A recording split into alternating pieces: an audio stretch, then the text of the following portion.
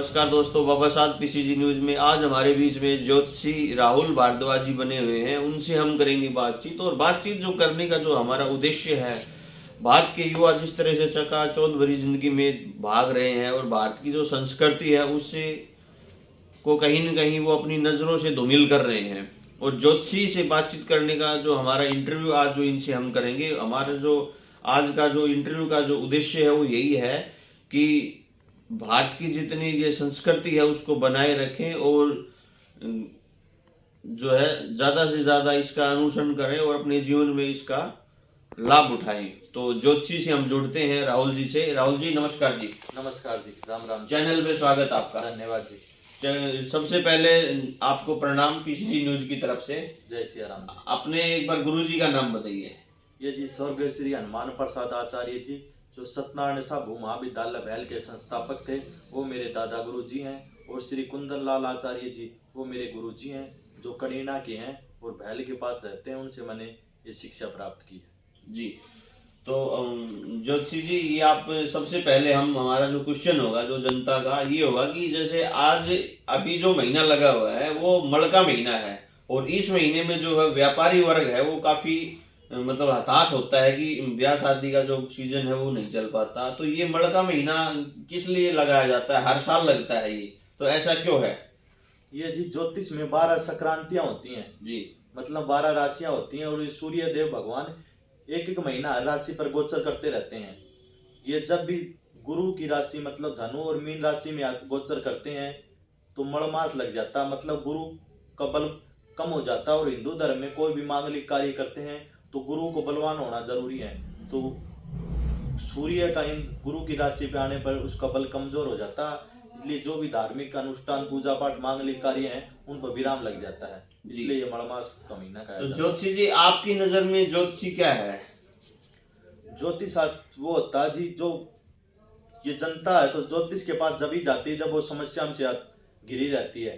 तो असली ज्योतिषी वही होता है जो जनता को समस्याओं से बाहर निकाले जी। और वही असली ज्योतिषी होता है जी। तो सर, एक जैसे पब्लिक का क्वेश्चन और होता है कि आप जैसे कैसे जज कर पाते हो कि कोई व्यक्ति है वो कब नौकरी लगेगा, कब उसकी शादी होगी, कब वो मकान बनाएगा, कब अपना व्यापार सुनिश्चित करेगा? तो आप इन सब चीजों को कैसे भविष्य के बारे में बताते हो? ये जी अपनी जो जन्म कुंडली होती है उसमें 12 भाव होते हैं और 12 भाव का अलग अलग स्वामी होता है। जैसे सब 7वां भाव होता है विवाह का, तो सप्तमेश होगा, उसकी महादशा या दशा लगेगी, उसे शादी के बारे में पता लगाया जाता है जी। और जो 10वां भाव होता है वो नौकरी का होता है, तो उसकी महादशा अंतरदशा जब लगेगी उससे नौकरी का पता लगाया जा सकता है कब लगेगा। इससे हमें ये पता चलता है वो समय कब आएगा, उससे हम जनता को बताते हैं कि उस समय उसका काम बनेगा, उससे वो समय आएगा। जी। एक कई बार जैसे विवाह शादी होती है तो हम मुहूर्त देखने के लिए जाते हैं। शादी का मुहूर्त है, लड़का मांगलिक है, लड़की मांगलिक है, तो ये सब चीजें क्या है, इनके बारे में भी थोड़ा बताइए। ये मांगलिक दोष होता है जी कुंडली में। जी। मांगलिक दोष का होता है, मंगल वो ऊर्जा का ग्रह होता है जी। तो जिसकी कुंडली में मंगल 4, 8, 12 भाव में होगा तो मांगलिक होगा। और जिसमें ज्यादा ऊर्जा होगी, जो वो बिना ऊर्जा वाले के साथ रहेगा तो उनकी आपस में बनेगी नहीं जी। इसलिए मांगलिक का बिना मांगलिक के शादी करने पर ये अड़चन पैदा आती है जी। वो मांगलिक। ज्योतिषी जी, एक बार एक सवाल और है, जैसे ग्रह 9 होते हैं, तो 9 ग्रह में सबसे जो ज्यादा ग्रह है, किस ग्रह की पूजा करनी चाहिए, किसको अपना इष्ट देवता मानना चाहिए, इसके बारे में थोड़ा बताइए। ये जी अपने जो जन्म कुंडली होती है उसमें 12 भाव होते हैं, ये बताया आपको जी। तो 12 भाव में अलग अलग भाव अलग अलग चीज का कारक होता है। जैसे पहला भाव लगन हो गया, वो खुद का हो गया। दूसरा वाणी का हो गया, परिवार का होगा। इन सब में 5वां भाव होता है इष्ट देव का जी। तो 5वें भाव में जो राशि बैठेगी उसका स्वामी जो भी होगा वो इष्ट देव होगा, उसको अपना इष्ट देव मानना चाहिए, उसकी ज्यादातर पूजा करनी चाहिए जी।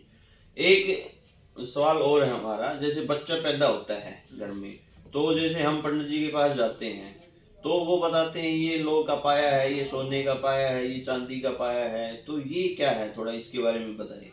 ये 4 पाया होता है जी, सोना, चांदी, लोहा और तांबा का जी। तो सोना और लोहा का थोड़ा अशुभ बताया गया है और चांदी और तांबा का शुभ बताया गया है। तो जो सोना और लोहा का जो पाया हो इसका दान करके वो ठीक किया जा सकता जी। है। तो ये चंद्रमा अपना होता है वो 2.25 दिन एक राशि पे रहता है, उसके हिसाब से हम ये पाया देखते हैं। उसके हिसाब से हाँ जी। देखते हैं। तो ज्योतिषी जी एक सवाल और है हमारा, जैसे हम जैसे किसी गृह प्रवेश करते हैं या दुकान का शुभ मुहूर्त निकलवाते हैं, वो किस हिसाब से निकालते हो आप? वो अगली जो यजमान होता है, जो जिसके नाम से कार्य कर रहे हैं, उसकी राशि के हिसाब से देखा जाता है। जी जो अपना चंद्रमा रहता है वो 4, 8 और 12वां भाव पे नहीं होना चाहिए। और जो शुभ तिथि मुहूर्त देख कर ये सब मुहूर्त निकाला जाता है। जी कोई अशुभ बार नहीं होना चाहिए, अशुभ तिथि नहीं होनी चाहिए। जैसे रिक्ता तिथि हो गई, चौथ, नवमी, चौदस, ये तिथि नहीं होनी चाहिए। कोई शुभ दिन बार सब कुछ हिसाब किताब लगाकर जब मुहूर्त निकाला जाता है। जी जी। एक ये 7.5 बताते हो आप, जैसे शनिवार की 7.5 लगी हुई है किसी राशि पे, तो उसका निपटारे के लिए वो कैसे किया जाए, उसका निपटारा कैसे किया जाए, और ये 7.5 होती क्या है? ये शनि की होती है। शनि जिस भाव में बैठेगा उस पे और पहले पे और 12वें भाव में, पहले, दूसरे, 12वें भाव में जो राशि होती है उस पे शनि की 7.5 लगी रहती है। तो फिलहाल मकर, कुंभ और मीन राशि पर शनि की 7.5 लग रही है। जैसे मीन राशि पे पहला चरण है, कुंभ पे दूसरा है और मकर पे तीसरा चरण लग रहा है। तो ये शनि के 3 चरण होते हैं 2.5 साल के। तो शनि न्यायकारी ग्रह है, जैसे आप कार्य करेंगे उस हिसाब से फल देगा। तो शनि को जैसे अपने बढ़िया कार्य करने चाहिए, पीपल में पानी डालना चाहिए, डाकोत को दान देना चाहिए। और ये शनि की 7.5 होती है, ये दशा तो 7.5 साल ही रहेगी, पर ये दान पुण्य व्रत करके इनके प्रभाव के असर को कम किया जा सकता है। हाँ जी, जैसे पीपल में पानी डाल के मंगलवार के व्रत करके हनुमान जी को जितना प्रसन्न करेंगे उसके कम ये अशुभ प्रभाव देगी। विद्यार्थी जीवन जो स्टडी करते हैं, पढ़ते हैं, उनका ज्योतिषी उनके जीवन में ज्योतिषी का क्या प्रभाव होता है, और वो किस तरह ज्योतिषी से प्रेरणा लेकर अपने जीवन में अनुसरण करें और जिस तरह के अशुभ कार्यों से बचा जा सके, तो विद्यार्थियों के लिए आप क्या कहना चाहोगे? विद्यार्थियों के लिए एक श्लोक है, काक चेष्टा वको ध्यानम स्वान निंद्रा तथैव च अल्पहारी ग्रह त्यागी विद्यार्थी पंच लक्षण है। ये विद्यार्थी के पंच लक्षण है। मतलब काक चेष्टा, विद्यार्थी की कौवे जैसी चेष्टा होनी चाहिए। काक चेष्टा वको ध्यानम, और बगुले जैसा ध्यान होना चाहिए। काक चेष्टा वको ध्यानम स्वान निंद्रा, स्वान संस्कृत में होता कुत्ता, विद्यार्थी की कुत्ते जैसी नींद होनी चाहिए। काक चेष्टा वको ध्यानम स्वान निंद्रा तथैव च अल्पहारी, और कम खाने वाला होना चाहिए। मतलब ये नहीं कि 2 रोटियां की भूख और 3 खाएं, 2 रोटी की भूख हो 1 या 1.5 खाने की कोशिश करनी चाहिए। और ग्रह त्यागी रहना चाहिए, नहीं कि घर में ही पड़ा रहे, घर से ही मोह करे।